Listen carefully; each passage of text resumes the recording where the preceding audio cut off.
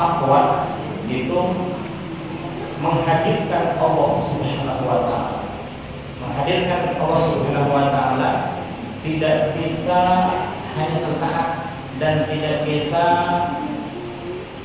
main-main. Justru ini adalah karena saking seringnya bahkan dijadikan rukun di dalam khutbah Jumat, maka pasti takwa menempati urutan yang pertama dan utama di dalam Islam. Maka salah satu upaya untuk menghadirkan Allah Subhanahu wa taala ialah belajar kepada seseorang yang ahlinya. Siapa itu ahlinya? Ialah seseorang yang senantiasa selalu bersama dengan la ilaha illallah. Sabda Rasulullah SAW, dan ini adalah perintah dari beliau. Kata Rasul, kun ma'allah, tetaplah engkau selamanya bersama dengan Allah. Fa in lam takun ma'allah, seandainya engkau belum bisa istiqomah selalu bersama-sama dengan Allah, kun ma'aman kana ma'allah, maka tetaplah bersama orang yang orang itu selalu bersama-sama dengan Allah. Fa'innahu, karena bersamanya engkau dengan orang yang selalu bersama dengan Allah, yusiluka ilallah, hal tersebut bisa menghantarkan rohani kita terhadap Allah Subhanahu wa taala, sehingga Allah selalu hadir di hati kita dan kita selalu hadir di dalam pandangan dan kasih sayang Allah. Ini yang bakal terjadi jemaah sekalian. Namun alhamdulillah jemaah mushola Sunnah Muda mayoritas jemaah mushola Sunnah Muda, apakah tadi kemarin gitu ya, majelis duha, karena kebetulan sedang membahas tentang masalah zikir. Untung pemain bolanya ada 2 orang nih, sehingga gocekan. Digocek oleh istri saya tinggal menggolkan, gampang gitu ya. Coba kalau saya sendiri, saya berpikirnya, waduh ini tepat nggak kalau sekarang tepat nggak? Istilah sujudnya yakin tahu. Memang golnya seperti itu ya, golnya seperti itu. Maka tepat sekali kemarin antunnya ya, anak raja membeli kuda. Kuda dipakai menarik gerobak es. Kalau ada pengajian yang serius tapi santai namun akhirnya sukses, itulah dia majelis duha namanya. Seriusnya gimana? Ya seriusnya kita berhadapan dengan Allah. Ketika datang langsung melaksanakan sholat duha dan sholat tasbih. Santainya gimana? Santainya bisa acara keluarga gitu ya. Selain wisata rohani, itu wisata dakwah on the street. Jalan-jalan aja gitu Pak ya, setiap ahad ya, setiap pagi Sabtu ya, setiap Sabtu. Namun akhirnya sukses itu dalam bagaimana? Banyak pengertian sukses. Namun bagi kita, insya Allah kaum muslimin dan muslimat, bahwa yang dimaksud dengan sukses dalam hal ini adalah sukses menghadirkan Allah di dalam kalbu kita. Sukses kalbu kita senantiasa merasa dipantau oleh Allah Subhanahu wa taala. Dengan cara apa bisa dipantaunya kalbu kita dengan Allah? Oleh Allah. Tiada lain dan tiada bukan salah satu caranya. Bahkan mungkin satu-satunya yang saya pelajari, saya kaji kemana sana kemari dari berbagai guru, berbagai kitab. Bahkan Abuya Uci Turutusi dalam satu makalahnya beliau menyatakan satu-satunya cara untuk sampai kepada Allah Subhanahu wa taala ialah dengan ditalqin. Setelah beliau membahas tentang ilmu ini, akhirnya berkeinginan orang-orang untuk bertalqin. Lalu menghadap kepada beliau, "Buya, saya ingin ditalqin atau Buya?" Kata Buya, saya emang gak bisa tuh. Coba cari namanya Kiai Sirajuddin Rohani, Ruhyani. Beliau yang bisa. Lalu dicari orang-orang, ternyata beliau lagi ada di Sukabumi, kemudian ditalqin beliau. Kenapa Buya Turtusi, Buya Uci Turtusi tidak bisa mentalqin? Padahal beliau ulama besar, namun dari firqah kemursyidaan belum ada izin dari mursyid untuk memberikan talqin. Gitu ya. Kan ada ulama yang di dalam surah Al-Baqarah ayat 129, ulama itu terbagi atau risalah Rasulullah SAW akan sampai sempurna kalau ada 3 unsur di dalam ulama. Apa itu? Pertama,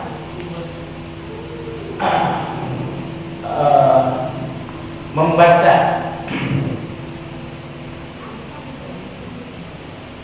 apa bacanya dari kamar Rasulullah minum yatslu harus ada di dalam diri ulama itu yatslu. Apa itu yatslu?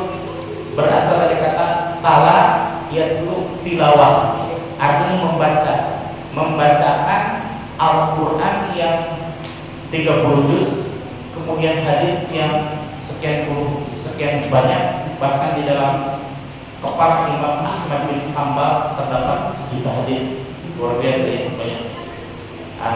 Kalau membaca dari tingkat TPA sampai kita yang sebagian manula kan insya Allah bisa ya, bisa untuk sekedar membaca Al-Quran dari awal sampai babnya lafaz bismillah sampai sinnya surah An-Nas bisa dibacakan. Kemudian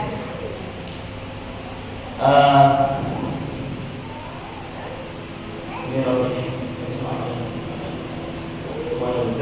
wa yu'allimukumul kitaba wal hikmah. Saya loncat dulu yang kedua.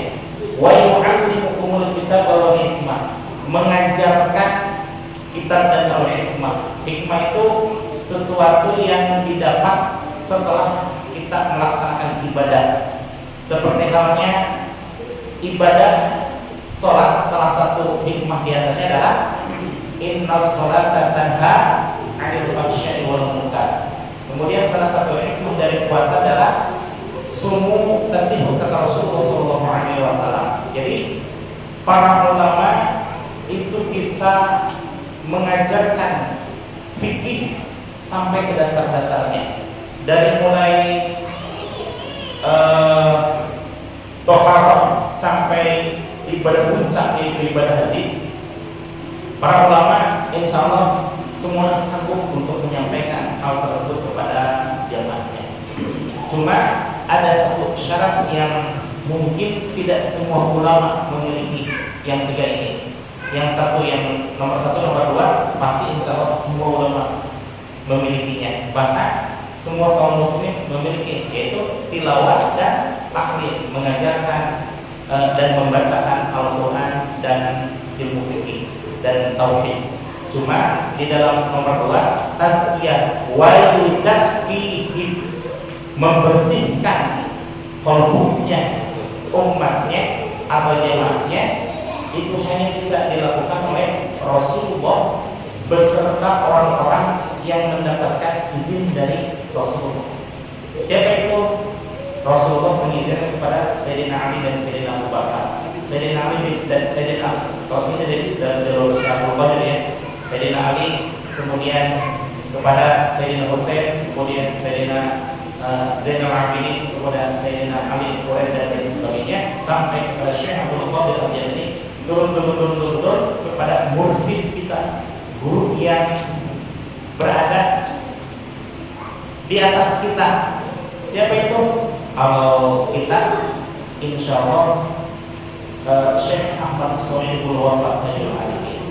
Nah, Syekh Ahmad Shonibul Wafat Tajul Arifin memberikan izin kepada sebagian dari murid-muridnya untuk memberikan al-insifi, gitu ya. Tapi bukan berarti bahwa para pemilih talqin rajin dan para ikhwan, bukan. Itu hanya sekedar khidmah saja, hanya sekedar meminjam lidah untuk memberikan talqin. Setelah proses talqin, ya biasa-biasanya seperti murid yang lainnya, gitu ya.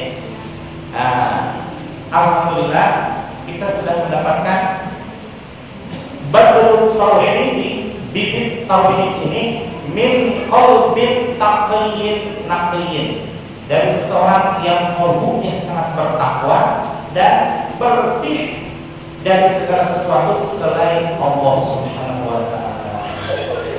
Kemarin bahasan kita sudah sampai pada badran kamilan.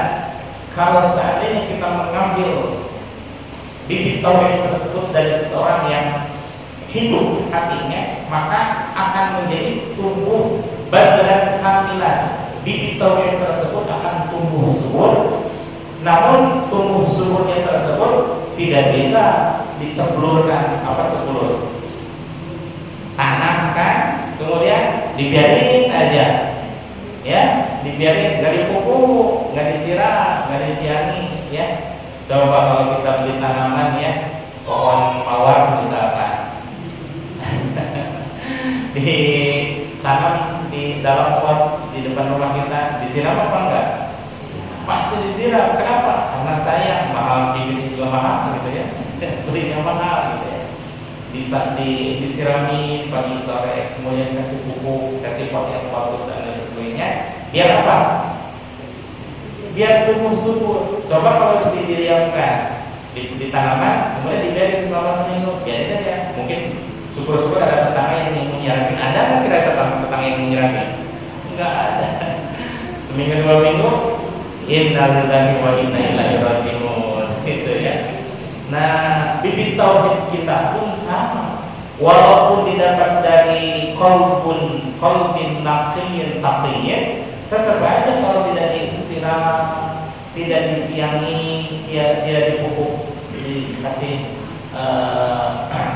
pupuk yang bagus, gitu ya, tidak akan tumbuh dengan subur. Bagaimana cara untuk biar tanaman bibit tauhid tersebut subur?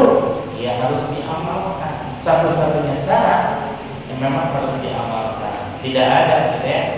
Misalkan mengajarkan saja, ya, mengajarkan kesana kemari ceramah tentang la ilaha illallah saja, ya, kehebatan la ilaha illallah, fadilah la ilaha illallah, tentang kedahsyatan kalimat la ilaha illallah, ya. Tapi zikir mana? Bapak paham dengan zikir? Oh, saya kan kurang ceramah, masa tidak paham? Lalu bagaimana mengamalkannya? Oh, kalau itu saya nggak ada waktu untuk mengamalkannya. Masalahnya bohong, katanya. Yang terbaik adalah mengamalkan untuk diri sendiri. Karena ilmu itu sesungguhnya yang paling utama untuk siapa? Untuk diri sendiri. Kalau orang lain mah sisanya, sisa dari apa? Sisa dari mengamalkan untuk diri sendiri. Rasulullah SAW sudah menguatkan kepada kita, Allah akan memberikan hikmah tersendiri bagi orang yang mau mengamalkan dan mengamalkan untuk diri sendiri dan mengamalkan untuk orang lain. Apa? Man alimat, siapa orang yang mengetahui suatu perkara, wa 'allama, kemudian mengamalkan. Rasul saja mengamalkan, wa 'allama, dan mengamalkan. Di pinggir ceramahnya nanti, ya, tadi sekarang saya wa 'allama, dan mengamalkan apa yang diketahuinya, wa 'allama, dan mengajarkan kepada orang lain setelah mengamalkan, bukan setelah mengamalkan. Artinya dia sudah sukses untuk mengamalkan dirinya sendiri. Bukan berarti mengamalkan, bukan, tapi mengamalkan plus mengajarkan. Nah, apa untuk selanjutnya kata Rasulullah? Allamahullahu ilma ma lam ya'lam. Maka Allah akan memberikan suatu ilmu kepadanya atas apa-apa yang sebelumnya belum diketahui, belum dipahami. Subhanallah ya. Coba ibu kepada anak sekalian, para dosen, para guru, para mubalik, para kiai, itu ilmunya makin hari makin habis atau makin cemerlang? Makin cemerlang. Apa sebabnya? Karena mengamalkan. Subhanallah ya. Tidak ada yang tidak mengamalkan, ujung-ujung pintar saja, tidak ada. Yang paling utama itu mengamalkan untuk dirinya sendiri. Insya Allah ya, kita berusaha untuk mengamalkan diri sendiri. Setinggi apapun ilmu, nggak ada artinya kalau tanpa diamalkan. Maka sedikit kata itu Syekh Al-Albani, qalilul farraq khairun min kathirul farraq. Sedikit tapi diamalkan lebih baik daripada banyak namun tidak diamalkan. Katakanlah ada orang yang kalau dilihat dari ilmunya tidak ada orang yang lebih hebat dari dia. Cuma sayang, 1000 sayang, dia sendiri tidak mengamalkan. Keluarganya tidak mengamalkan. Salah satu contoh, maaf ya, menurut ibu hadirin jemaah sekalian, kerudung wajib tidak? Hah? Apa sih? Wajib. Coba anak-anak pakai kerudung, teman-teman yang perempuan wajib tidak? Jangankan kita semua ya, anak kecil aja paham bahwa pakai kerudung itu wajib. Di dunia banyak yang alim, wah, pokoknya di negara tersebut tidak ada yang alim kecuali orang tersebut. Tapi saya, istrinya tidak mengamalkan, keluarganya tidak mengamalkan. Kira-kira di hadapan orang-orang menyayangkan ilmu tidak? Menyayangkan. Ngapain jauh-jauh kesana kemari mencari ilmu, tinggi-tinggi mencari ilmu, lama-lama mencari ilmu? Lebih baik sedikit tapi diamalkan. Begitu ya?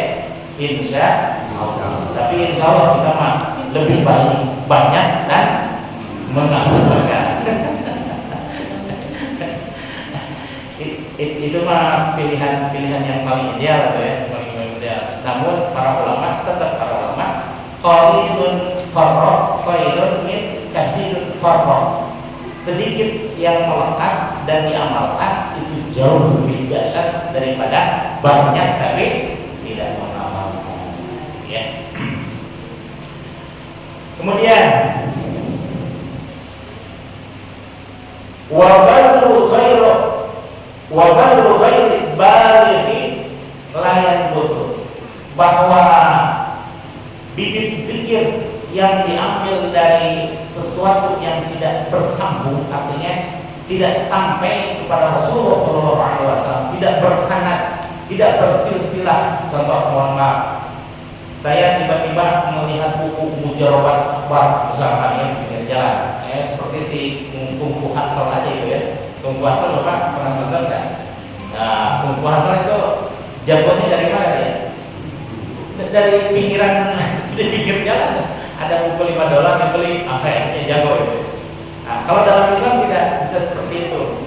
Contoh Mujarrabat Akbar, pengobatan yang dahsyat gitu ya.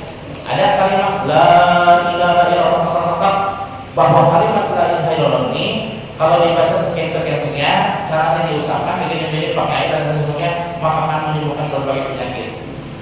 Lalu saya mengamalkan la ilaha illallah. Nah, tiba-tiba katakan, insya Allah semuanya juga akan meninggal ini kan. Saya meninggal misalnya. Padahal saya ahli la ilaha illallah. Saya ahli la ilaha illallah karena mengamalkan apa yang didapat dari buku, Kemudian ketika diterapkan pada yang sakit, betul ada khasiatnya, namanya la ilaha illallah gitu ya. Tapi ketika saya sakaratul maut, ceklek ya, mau meninggal gitu ya, pas katakanlah meninggal, saya teh, katanya, bari ngumbartung apa, teringat gitu ya, balon tak, buat si kecil tuh ya, kasihan yang kecil gitu ya.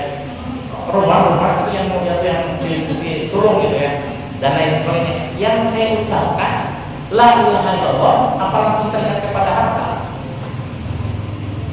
Yang terakhir saya ucapkan tadi apa? Teringat kepada harta. Kenapa tidak la ilaha illallah? Karena la ilaha illallah didapat dari buku. Wallahu a'lam. Kalau penulisnya sih insya Allah orang soleh ya, tapi tidak ada yang menyambungkan antara saya dengan penulis buku tersebut. Katakanlah penulis buku tersebut meninggal 300 tahun yang lalu, tiba-tiba saya mengamalkan karena itulah la ilaha illallah, ya jelas ada khasiatnya, cuma sebatas khasiat, bukan sebatas kurba. Kurba itu kedekatan kepada Allah Subhanahu wa Ta'ala. Di hadapan orang-orang arif billah, justru kurba ini menempati posisi tertinggi. Sedangkan khasiat, nah itu sama aja dengan upah. Upah paling berapa? Saya dulu di Tasik ya, di Tasik nyangkul itu ya, sawah nyangkul seharian dari sampai sore sampai duhur sih ya. Sampai duhur dihargai 85.000. Nah, kalau saya jadi kuli mansur, berarti bolehlah saya berharap kepada yang nyuruh saya untuk minta upah, betul? Tapi tiba-tiba yang nyuruh saya lupa tidak kasih upah, boleh nggak saya datangi rumahnya? Boleh, karena itu adalah hak saya.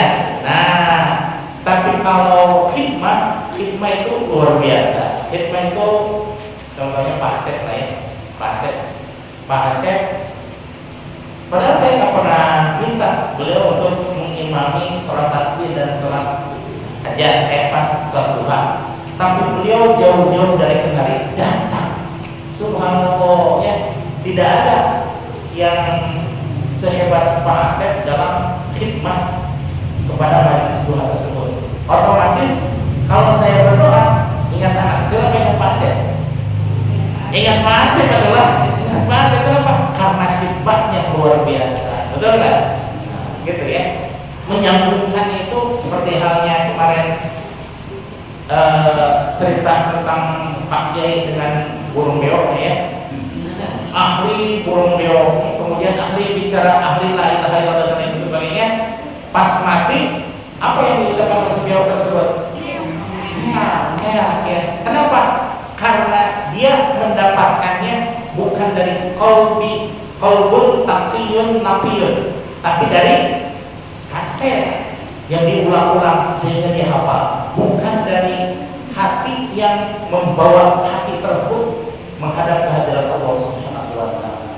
Begitu pula dengan zikir ini ya. Kalau zikir kita mendapatkan dari, maaf ya, dulu saya juga sama, mendapatkan dari orang tua atau mendapatkan dari ustaz yang umamin, karena sering membaca la ilaha illallah setelah pada salat, akhirnya melekat la ilaha illallah, sama ucapannya sama, kalimatnya sama, ketukannya sama, bunyinya sama, tapi dapatnya lain. Kalau saya waktu kecil mendapatkan dari imam yang wallahu a'lam imam tersebut datang dapatnya dari mana, berbeda dengan ayah saya yang mendapatkan dari seseorang yang qalbunya hidup. Nah, karena saya dengan ayah saya berbeda, ayah saya paham, sedangkan saya tidak paham. Maka setelah dewasa, oh ternyata dari sini dapatnya, maka sama. Saya dengan ayah saya sama-sama murid Pak Rizal gitu ya. Bahkan kakek saya pun sama murid Pak Rizal gitu ya. Kita ini ingin bahwa suatu saat nanti dikumpulkan dengan ahli la ilaha illallah. Bahkan lebih dahsyat lagi, bukan berkumpul dengan ahli la ilaha illallah. Kenapa? Berkumpul dengan Allah. Kenapa? Karena la ilaha illallah itu adalah wasilah, dan wasilah itu yang menyambungkan. Sedangkan kita ingin bahwa kita berkumpul bersama dengan Allah. Dalam silsilah itu dikatakan fi maq'adi sidqin 'inda malikin muqtadir, berada di suatu tempat yang mana tempat itu sangat diridhoi oleh Allah Subhanahu wa taala. Nah, kita ingin masuk. Lah siapa kita? Nabi bukan, wali bukan, ulama bukan. Atau siapa kita? Seseorang yang dekat dengan Allah. Seseorang yang dekat dengan orang yang selalu bersama dengan Allah. Siapa yang selalu bersama dengan Allah? Siapa? Guru mursyid. Guru mursyid itu subhanallah. Tapi selalu bersama dengan Allah itu bahwa qalbunya senantiasa being connected to Allah, selalu terhubung dengan Allah Subhanahu wa taala. Sedangkan kita subhanallah ya, kalau guru mah selalu ingat, sedang makan ingat kita, ingat Allah. Sedang belajar mengajar ingat Allah. Bahkan sedang tidur sekalipun subhanallah ingat Allah. Masih ingat ya cerita Tuan Guru Zuki ketika mendengar detak jantung dan zikir kopinya para sahabat? Dengar ya semuanya, yang ingat ya. Kata Guru Zuki, itu satu-satunya yang membuat saya terkesan dengan hadis Rasul, karena Rasul menyatakan nama aini walam yanam qalbi, mataku terpejam di saat hati saya tidak pernah terpejam, selalu being connected to Allah. Ketika para sahabat tertidur, bahkan terdengar gemburan kecilnya menandakan bahwa beliau sedang terlelap. Tiba-tiba ruangan hening, kemudian detak jantungnya tiba-tiba terdengar oleh Zuki, dan di antara detak jantung dan gemburan tersebut terdengar Allah, Allah, Allah. Padahal bibirnya terkatup, kemudian suaranya terdengar gemburan, dan Guru Zuki tahu proses suara siapa tersebut. Ya, berarti ini menunjukkan kepada Kiai Zuki bahwa jangankan para nabi yang sudah dijamin being connected-nya to Allah, tapi para wali pun insya Allah sama diberikan keistimewaan oleh Allah. Bahwa al-anbiya wal auliya yusalluna fi kuburihim kama fi buyutihim. Para nabi dan para wali itu sama diberikan keistimewaan oleh Allah. Di alam kuburnya mereka senantiasa sholat sebagaimana mereka sholat di dalam rumahnya. Ya. Layan tutup ya. Wabaru baik balighi layan tutup. Dan bibit yang didapatkan dari seseorang yang tidak sampai ke Rasulullah melalui sanad dari guru-guru yang satu ke yang lainnya, layan tutup, tidak akan pernah tumbuh. Waqala Nabi sallallahu alaihi wasallam, dan berkata bersabda Nabi Muhammad sallallahu alaihi wasallam, innallaha, sesungguhnya Allah, harrama 'ala nari, belum ya, harrama 'ala nari, mengharamkan para berzikir masuk ke dalam api neraka. Man qala, ialah seseorang yang berzikir la ilaha illallah, yang bagi maka perlu diperhatikan bidzalika wajhah, akan hal tersebut ya, bahwa ini sabda dari Rasulullah SAW bahwa seseorang yang berzikir kalimat la ilaha illallah, Allah haramkan masuk ke dalam api neraka. Apakah bisa seseorang yang ya sekali-kali baca la ilaha illallah, sekali-kali tidak, sekali-kali baca la ilaha illallah, sekali-kali tidak, insya Allah dengan mengucapkan kalimat la ilaha illallah sesuai dengan syarat-syaratnya, kemudian syarat-syarat pengucapannya, kemudian diambil dari qalbin taqiyyin mimma siwallah, kemudian mengucapkannya dengan istiqomah, maka ini ya salah satu hikmah dari mengucapkan la ilaha illallah itu, bahwa dengan mengucapkan, jangankan berkali-kali, sekali saja mengucapkan la ilaha illallah dengan sesuai syarat dan ketentuannya, maka akan timbul rasa ikhlas dan istiqomah. Ikhlas dan istiqomah itu bukan ujroh. Kalau ujroh seperti tadi, kuli ya, saya kuli kepada seseorang, cuma ditakar dengan sekian harga nominalnya. Tapi kalau hikmah kepada Allah Subhanahu wa taala dengan mengucapkan la ilaha illallah, maka akan mendapatkan sesuatu yang lebih dari orang mendapatkan. Ya. Kalimat la ilaha illallah kemarin baru syaratnya, ini baru syarat pengambilannya. Nanti ada syarat pengucapannya. Syarat pengucapannya itu harus dengan diwudu'in tamin, bidorbin syadidin, di sautin qawiyin, nanti di slide berikutnya. Kalau dalam hal ini baru syarat pengambilannya. Masih ingat syarat pengambilan dari siapa? Dari syarat mengambil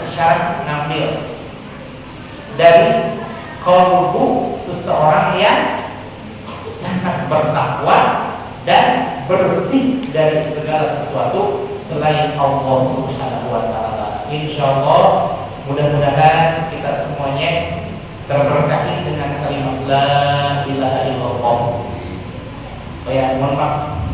Kemarin salah satu hadis yang baru ketemu kemarin ya, sedikit saya ungkapkan lagi bahwa man qala la ilaha illallah, barang siapa yang mengucapkan kalimat la ilaha illallah wa baddaha, dan memanjangkan laknya karena mengagungkan Allah Subhanahu wa taala, khutimat lahu arba'ata alafi dzambin minal kabair, maka digugurkan dari orang tersebut dosa-dosanya sebanyak 4.000 dosa sekali mengucapkan. Kemudian waqalu, dan berkata para sahabat, kaifa Allah yakuna kitban ya Rasulullah, bagaimana kalau seandainya orang tersebut tidak memiliki dosa ya Allah? Maka waqala Nabi sallallahu alaihi wasallam, ghufira li ahlihi wa jarihi, subhanallah, maka diampuni dosa-dosa keluarganya dan juga para tetangganya, subhanallah ya. Maka alhamdulillah wa syukurillah, tetangga kita ada yang mengucapkan kalimat la ilaha illallah. Barangkali ada kecipratan gitu ya, mungkin dia sudah lebih pengucapannya, kemudian dosanya sudah terkikis, keluarganya sudah kata-kata mudah-mudahan sudah bersih, tetangganya kelimpahan juga barakah dari pengucapan kalimat la ilaha illallah. Ibu ingin tidak? Ingin ya? Nah, jangan ingin, justru harus tidak mau. Kenapa? Kalau ingin berarti tetangga yang mengucapkan, jangan tetangga, saya yang harus mengucapkannya. Betul ya? Ibu ingin tidak? Tidak. Ibu ingin tidak? Tidak. Kenapa? Harus saya yang mengucapkannya. Insya Allah.